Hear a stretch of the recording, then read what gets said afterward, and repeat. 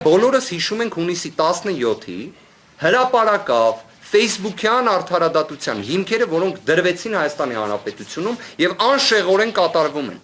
Կրկին սա մեծագույն ցավով եմ ասում, որտեղ այս ամենը մեղմ ասած անարգանք է իրավունքի եւ օրենքի նկատմամբ, անարգանք է իրավական պետության սկզբունքի նկատմամբ։ Սա Հայաստանի Հանրապետությունում 2025 թվականի հունիսի 17-ից մինչ օրս իրավական պետության սկզբունքը, որը ի թիվս այլի երաշխավորում է, որ կալանքները չեն կարող լինել ապօրինի, որ դատարանները պետք է լինեն անկախ, որ քննիչները պետք է լինեն անկախ, որ դատախազները պետք է ապահովեն օրինականության, հսկողություն, նախաքննության, դրանք բոլորը տապալված են։ Այսինքն պարզապես կարելի է վերցնել քրեական դատավարության օրենսգիրքը,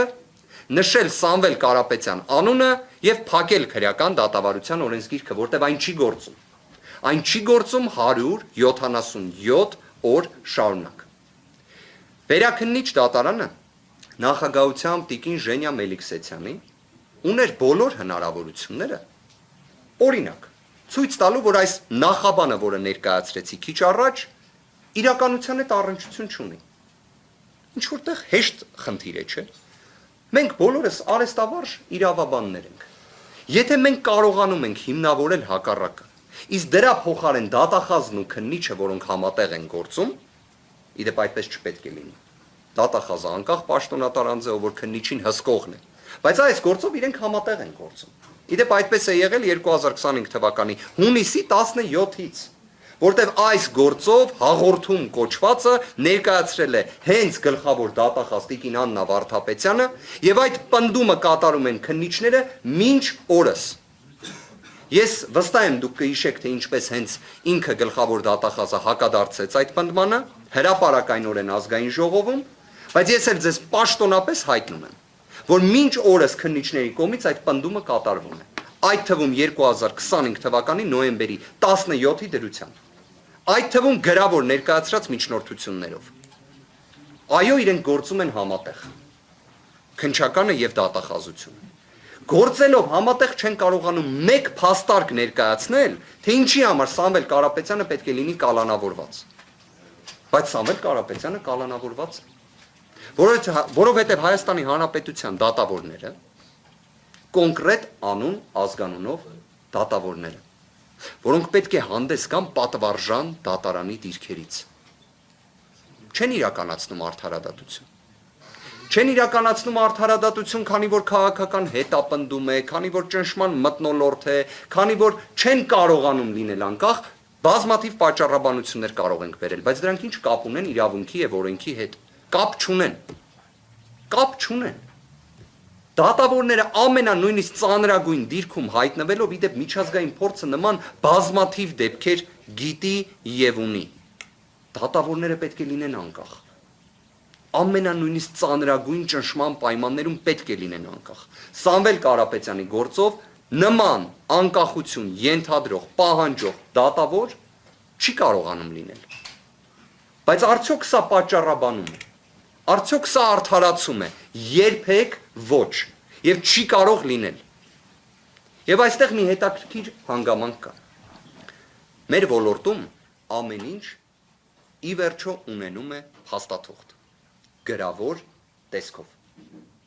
Ի վերջո լինում են գրավոր որոշումներ։ Եվ այդ որոշումները պահպանվում են։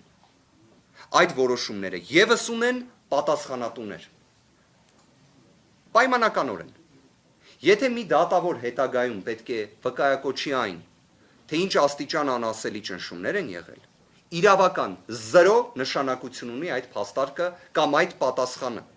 որովհետև որոշման եզրափակիչ մասում միշտ գրվում է դատավորի անուն, ազգանունը։ Եվ այդ փաստաթղթերը պահպանվում են։ Իսկ ընդհանրապես իրավունքի տեսությունից սկսած, երբ դեռ նույնիսկ չկային կոդիֆիկացված փաստաթղթեր, պատասխանատվության անխուսափելիության սկզբունքը կա, լինելու է եւ գործելու է։ Սա ակնհայտ է։ Ես հասկանում եմ, որ հնարավոր է լինի մի կարծիք, որ Սամվել Կարապետյանը ազգային բարերար է, բարեգործություններով է հայտնի, բազմաթիվ մարդկանց աջակցելով, օգնելով է հայտնի, Եվ միգուցե կարող է լինել այն կարծիքը, որ նման մարդու դեպքում ապօրինությունները ի վերջո ներման են արժանանալու։ Չկա նման բան, չի կարող լինել նման բան։ Ես մի բան կարող եմ հստակ արձանագրել։ Այս ամենը 177 օր տևող ապօրինի նման խայտառակ կալանքը հակասում է ոչ միայն գրված նորմերին, օրենքներին, այլ նաև չգրված, մարդկային, բարոյական տիրույթում գտնվող արժեքներին։ Ես վստահ եմ, ձեզ այն շատերը նկատել են, որ Սամվել Կարապետյանի գործը լուսաբանվում է թե Հայաստանում, թե Հայաստանի Հանրապետությունից դուրս։ Ես վստահ եմ, դուք տեղյակ եք, թե միջազգային ճանաչում ունեցող բազմաթիվ իրավաբաններ, փաստաբաններ, հանրային գործիչներ խոսում են Սամվել Կարապետյանի գործի մասին։ Եթե կա կարծիք, որ այս ամենը հետևանք չի ունենալու, այդ կարծիքը սխալ է։ Ամենամեծ ցավը այս ամենի նրանում է, որ հետևանքը վրա է հասնում փաստացի Հայաստանի Հանրապետության նկատմամբ։ Ցավալի է այս ամենը, որովհետև կոնկրետ անձինք կատարում են կոնկրետ գործողություններ, հետևանքը լինում է կոլեկտիվ։ Մեծագույն ցավով եմ այս ամենը ասում։ Սամվել Կարապետյանին որպես քաղաքական պատանդ ներկայացնելու հիմնավորումներից մեկը թաքնված է ոչ միայն նրանում, որ Սամվել Կարապետյանը այո հանդես է եկել մայր աթոռը պաշտպանելու դիրքերից հունիսի 17-ին, երբ արդեն նկատվում էր, թե ինչ մեծ ճնշում է, ինչ մեծ ապօրինություն է սկիզբ առել մայր աթոռի նկատմամբ։ Բայց հիմա ավելի հստակ է, թե ինչի համար էր անհրաժեշտ Սամվել Կարապետյանին ամեն գնով կալանավորել եւ կալանքի տակ պահել։ Խնդիրներից մեկը այո թաքնված է նրանում, որ մեր ինքնության, մեր մայր աթոռի նկատմամբ այո կա ուղիղ քաղաքական որոշում, ճնշման, նսեմացման եւ միջամտության։ Եվ ազգային բարերար Սամվել Կարապետյանը այո խոչընդոտ է նման վարքագծին։ Բայց այդ վարքագիծը արդյոք ոչ իրավաչափ է։ Մայր աթոռը պաշտպանելը Հայաստանում ոչ իրավաչափ երևույթ է դառել։ Մեր ձևով կմասնակցենք եկեղեցու պաշտպանությանը, Հայաստանի Հանրապետությունում հանգեցնում է 177 օր տևող կալանքի։ Եվ այդ կալանքը հաստատող դատավորները, նման միջնորդություն ներկայացնող քննիչները, նման միջնորդությունը պաշտպանող դատախազները Հայաստանի Հանրապետության քաղաքացիներ են։ Սամվել Կարապետյանը հետախուզվում է Ադրբեջանի իշխանությունների իրավասու մարմինների կողմից։ Սամվել Կարապետյանը 177 օրից ավելի է, ինչ բանտում է Հայաստանի Հանրապետության։ Երկրորդ խումբը խնդրի, որը կրկին բերում է քաղաքական պատանդի կարգավիճակին, դա վերաբերում է հեծին։ Ակնհայտ էր, չէ, որ այս ամենը զուգահեռաբար սկսվեց։ Ակնհայտ է նաև, որ 2025 թվականի նոյեմբերի 17-ին տեղի ունեցավ մի վարչական այսպես կոչված վարույթ, անտեսելով այն փաստը, որ սահմանադրական դատարանում ընթացող քննություն է առկա կիրառման ենթակա նորմերի վերաբերյալ, եւ որոշվեց հեծին զրկել լիցենզիայից։ Եվ ըստ այն կարգավորումների, որոնք հիմա էլ սահմանադրական դատարանում քննության առարկա են, պետք է տեղի ունենան բանակցություններ հնարավոր փոխհատուցման վերաբերյալ։ Հենց դրա համար Սամվել Կարապետյանը քաղաքական պատանդ է։ Դուք պատկերացնում եք մարդու հետ բանակցել, երբ վերջինս ապօրինի կալանավորված է։ Օրվա իշխանությունները գիտակցում են, որ ցանկացած մի բանակցություն իրենց հետ Սամվել Կարապետյանի կողմից դա լինելու էր իրենց հաղթանակը։ Սամվել Կարապետյանի դիրքորոշումը առավել քան հստակ է։ Սամվել Կարապետյանի հստակ դիրքորոշումը արտահայտվել է 2025 թվականի հուլիսի 4-ի իր ուղերձում, որտեղ հստակ քաղաքական գնահատականները տրվել են, որ այն իշխանությունը, որը շեղվել է Հայաստանի Հանրապետության պատմական արժեքներից, այն իշխանությունը, որը ոտնձգություն է իրականացնում մայր աթոռի նկատմամբ եւ բոլոր այն մնացյալ մեղմ ասած մեղքերը, որոնք ունեն օրվա իշխանությունները, բավարար են ասելու համար, որ իրենք պետք է հեռանան։ պետք է հեռանան եւ դա ակնհայտ է։ Եվ այդ ամենը Սամվել Կարապետյանը հստակ արձանագրել է։ Եվ այս ամենի պայմաններում ունենք քաղաքական հետապնդում, վրեժխնդրություն, տոտալ ապօրինություն, որը մինչ օրս շարունակվում է։ Իդեպ հեծի վերաբերյալ մի հետաքրքիր բացահայտում անեմ, Սահմանադրական դատարանում, որ քննվում է, ազգային ժողովի падգամավորների 1/5-ի կողմից ներկայացված համապատասխան դիմումը, պատիվ ունեմ հանդես գալու որպես իրենց ներկայացուցիչներից մեկը։ Մյուս ներկայացուցիչը Արծվիկ Մինասյանն է։ Այդ վարույթի շրջանակներում ներկայացրել ենք դիմում, որ Սահմանադրական դատարանում գործի քննությունը իրականացվի բանավոր ընթացակարգով։ Օրենքը շատ հստակ է ասում։ Ասում է, եթե արկա է գործի վերաբերյալ հանրային հնչեղություն, եւ եթե բանավոր քննությունը կարող է այն առավել արդյունավետ դարձնել, ապա իրականացվում է գործի քննությունը բանավոր ընթացակարգով։ Սահմանադրական դատարանը մերժել է նշված միջնորդությունը, որովհետև Սամվել Կարապետյան անուն ազգանուն եւ Հայաստանի Հանրապետության լինեն սովորական դատարաններ, լինեն մասնագիտացված դատարաններ, թե լինի նույնիսկ բարձր դատարանը, պետք է տեսնենք այսպիսի մի իրավիճակ։ Գործընկերներ, նաև ցանկանում եմ անդրադառնալ 3 տեղի ունեցած իրադարձությանը, քանի որ ես նկատեցի, որ նման հարցադրումներ էին առաջացել, նաև կարծես մամուլում էր նման հանգամանքներ շրջանառվում Արցախի ներկայացությունում տեղի ունեցած քննչական գործողությունների վերաբերյալ, պաշտոնապես ամենայն պատասխանատվությամբ, ամեն բառի պատասխանատվությունը գիտակցելով հայտարարում եմ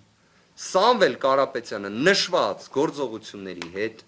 նշված գործողությունների շրջանակներում հարուցված վարույթի հետ ունի 0 առնչություն։ Իսկ քրեական հետապնդումը, Ես կավարտեմ, կանդրադառնամ ձեր հարցին։ Կրկին արձանագրում եմ։ Ունի 0 առնչություն 3 տեղի ունեցած դեպքերի վերաբերյալ։ Նախաքննական գաղտնիքը չլիներ, կհրապարակեինք այսօր նաև փաստաթղթեր։ Բայց եկեք հետևյալ կերպ ձևակերպենք։ Մեր ձեռքի տակ կան իրավասու մասնավոր մարմնի կողմից տրված փաստաթուղթ, առ այն, որ Սամվել Կարապետյանը դրա հետ ոչ մի առնչություն չունի։ Մեր ձեռքի տակ կան ցուցմունքներ, որ Սամվել Կարապետյանը դրա հետ որևէ առնչություն չունի։ Այդ ամենը գիտեն քննչական մարմնում, այդ ամենը գիտեն դատարաններում, քանի որ առնվազն 4 դատական ակտ հաստատել է, որ այդ առնչությունը չկա։ Հետևաբար, պարզապես ցավալին այն է, որ 53 քննիչներից բաղկացած քննչական խումբը մինչ օրս ոչ թե այս խայտառակ ապօրինի, պրիմիտիվ, շինծու, աբսուրդային վարույթը ոչ թե ավարտում է եւ ուղարկի դատարան կամ ուղակի կարճի վեր գտնվի ապօրինություններից եւ կարճի, այլ փոխարենը տարատեսակ անհասկանալի վարույթային գործողություններով է զբաղված։ Ձեզ ամենայն պատասխանատվությամբ հայտնում ենք։ Նոյեմբերի 18-ին հաջորդած ժամանակահատվածում 5-ից ավել միջնորդություն ենք ներկայացրել, որ քննչականը կատարի այն գործողությունները, որը եկել էր եւ դատավոր Դադոյանին խնդրում էր, որ իրեն ժամանակ տան, որ կատարի։ Գիտեք ինչ է պատասխանել քննչական մարմինը։ Դնենք մի կողմ, որ հետին ամսաթվով թուղթ են գրում, ուշացումով ուղարկում են։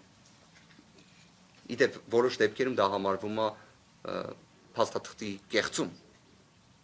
քրեական օրենսգրքով նախատեսված, բայց հո դրա վրա ուշադրություն չենք դարձնելու։ Չէ՞ որ Սամվել Կարապետյանի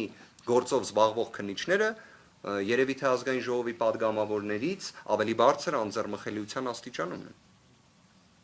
Դրան ուշադրություն չդարձնենք։ Գիտեք քննիչը ինչ է պատասխանում։ Քննչական խմբի ղեկավար Սպարտակ Պողոսյանը մեր կողմից ներկայացրած միջնորդությանը, որ կատարեք այն գործողությունները, որոնք դատարանից խնդրել եք։ Ասում է ակնհայտ անհիմն միջնորդությունը ենթակա է մերժման։ Այսինքն մենք իրենց գրում ենք, որ արեք այն, ինչ ասում եք,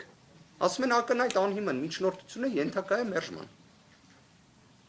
53 քննիչներ 177 օր տևող կալանք, տոտալ անգործություն։ Պատկերացրեք գործընկերներ, օրինակ, գալիս եմ ձեզ, խնդրում եմ, ասում եմ, կտակ ինձ ժամանակ, որ գնամ մի հատ թուղթ բերեմ, ձեզ փոխանցեմ։ Դուք ասում եք շատ լավ։ Հետո տեսնում եք, ես չեմ գնում, ստեղ նստած եմ նույն ձև։ Ասում եք, կներեք, Արամ ջան, կգնաք այդ թուղթը բերեք, որը ուզում էիք մեզանից եւ խնդրեցիք, որ 5 րոպե սպասենք։ Ասեմ, ես ինչ ակնհայտ անհիմն պահանջներ եք ներկայացնում, այն ենթակա է մերժման։ Չեք ասի ինչ ես անում։ Կամ ինչ է։